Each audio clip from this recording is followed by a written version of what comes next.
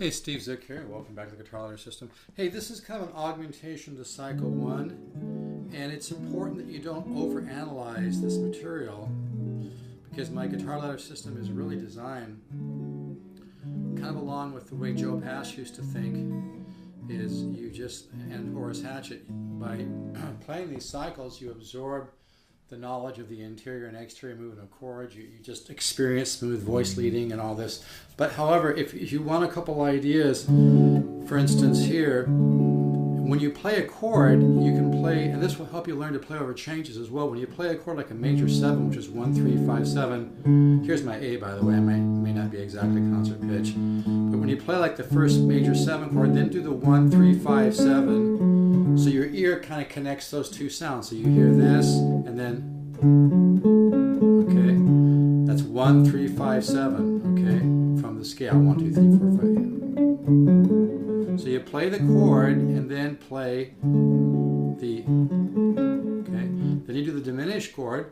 The diminished is 1, flat 3, flat 5, double flat 7. Play the diminished arpeggio, okay. And then the minor 7, do the little minor 7, 1, flat 3, 5, flat 7, okay. This is really a great way to practice here. Diminish. You can take it up another minor third, because the diminished chord repeats itself every minor third, so the inversion does, the arpeggio does as well. So the diminish. Okay, then here, minor 7.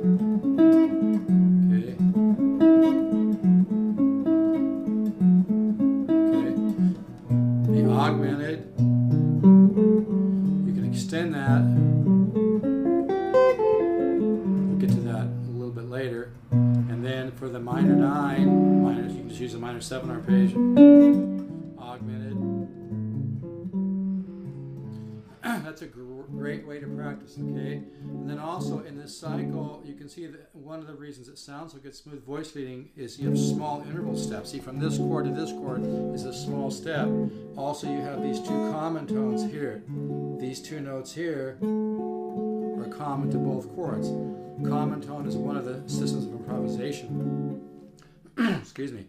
So, and then so you can see how the bass kind of comes up. And it kind of comes down, okay? So see, this cycle has nice, smooth voice leading. The chord movement is real close to the other chord movement. That's why things like this sound so good. That's why people like Joe Pass is able to stay in one place and do a lot of movement. Sure, we all going to move around the fretboard, but this is, you know, it's nothing is etched in stone or black and white, but this is one component to really beautiful playing and learning how to play, you know, in that kind of West Joe Pass style where you really play some musical sounding stuff. So you just want to do it one chord at a time, and then when you know, after you play the chord, do the related arpeggio. Okay. And it's okay if you need to use your ear a little bit to figure this out, but you know, you can listen to the video. That's pretty, you know, hum it. You know, you can hum that, okay? And then, like I said, in this cycle, most great music does not stick to diatonic harmony all the time, you know, which is the major, minor, minor, major, dominant, minor, minor 7, flat 5, major pattern set up by the major scale. So like with this one, when we get to here, this is a B7. Normally in the key of D, 6 would be a minor 7 chord. So you could call this a temporary modulation or just an altered, you know, an altered 6, okay? It doesn't really matter. It's like Joe Pass said, it's the idea, it's important, not the definition. And again, I want to emphasize, I've got hundreds of Guitar Ladder students right now, and the ones that are really doing well and making the most strides are the ones that just don't overanalyze this. Like I said, just kind of put the ego on the back burner. Don't think too much. Just do the material. Let it absorb into your subconscious mind. It's a really powerful stuff. But anyway, so cycle 1, you just kind of want to work it slow. Listen to that, and eventually, you know, I'll send you the second version of that where we start adding, you know, other chords to it. And shading, and this is really what it's all about.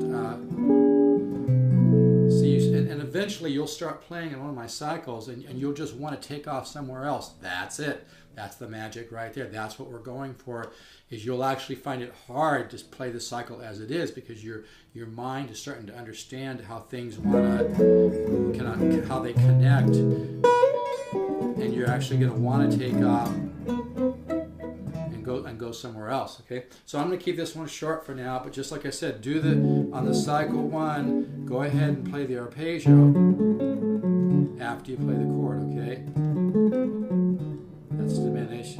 Here's my A again. It may not be concert pitch. And if you have to use your ear a little bit to get this, don't worry about it. Okay.